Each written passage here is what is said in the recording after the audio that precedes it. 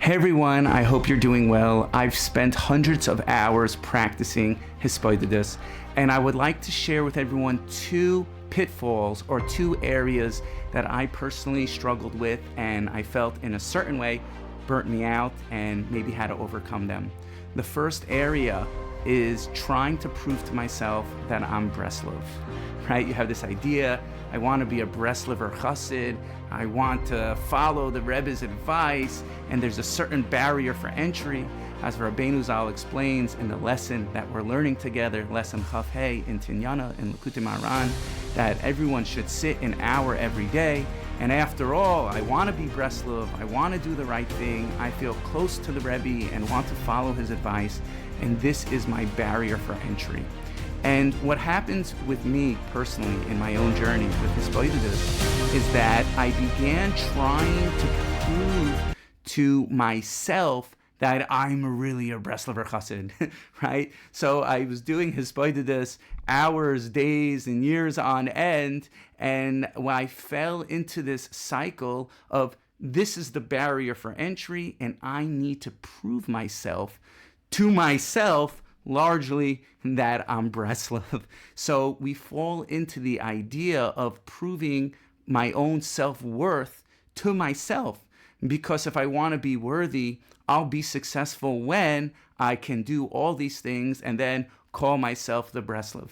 So what happens is we wind up going outside in instead of inside out. Instead of it coming from this wonderful desire to come close to Hashem, as the Rebbe says over here, Hisbodedus hu maila elyonu ugedola min hakol. Personal prayer is this awesome thing that is just an amazing thing. We wind up trying to work towards a label of Breslov in order to prove to ourselves that I'm worthy and I really am good and I'm Breslov and I'm doing the checklist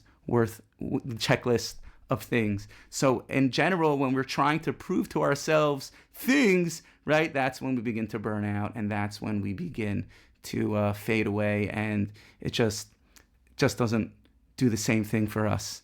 So coming from more of a place of authenticity, coming from a place of genuinity, coming from a place of wanting to fulfill the Rebbe's eitzes and have this close, meaningful, vibrant relation with Hashem, and just going from outside in to inside out, not working to try to have some sort of label put upon yourself for whatever that would do for you, right? The second pitfall, the second area where I really found myself stuck in was my own inability to be authentic, real, and genuine with myself. And if we can't do that with ourselves, how in the world can we do that with Hashem? So day after day, year after year, hour after hour, I would show up in Hisbodedus, and I was not able to really be authentic and real. And I'm a little bit embarrassed to admit this, but I fell back on the first thing of trying to prove to myself that I'm this label, right? So I would show up and then I wouldn't know what to say, or I wasn't able to be vulnerable. I wasn't able to face myself. I wasn't able to face my shame and the things that are weighing me down. And I was just lacking in my own personal ability to be authentic, genuine, real, and truthful with myself. So much so where I'd even say the ability to be authentic and truthful and face yourself and face your shame is almost in my mind, is almost a precursor to Hisbodedus. Because when we could come in truth and really be honest, a truthful look at ourselves, a truthful inventory at ourselves, when we can do that with ourselves and people around us, doing it with Hashem often becomes so much easier.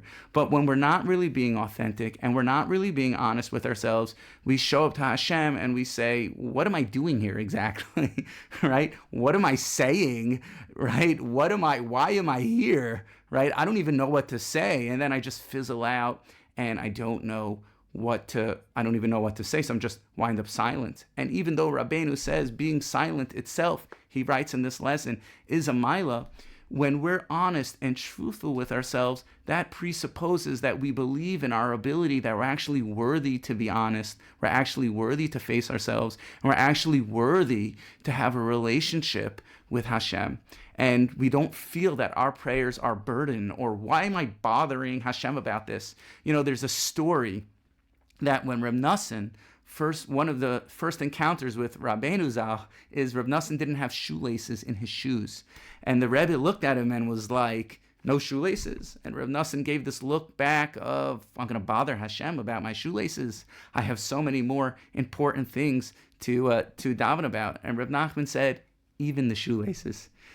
Means if we don't really believe in ourselves, we don't really believe in our worth, we don't really believe in that Hashem listens to our tefillahs because ultimately I'm unworthy, certainly we're not going to daven for shoelaces because I'm a burden. And deep down, I believe I'm a burden. And deep down, I believe I'm full of shame and ugliness, right? So facing ourselves and turning inwards and being honest, authentic, and genuine is the remedy for, in a certain way, feeling stuck and feeling and having more to say to Hashem. Okay, everyone, I hope you found that helpful. It's just some advice that I've picked up along the way and my own experience with Hisbodedus, and have a good one.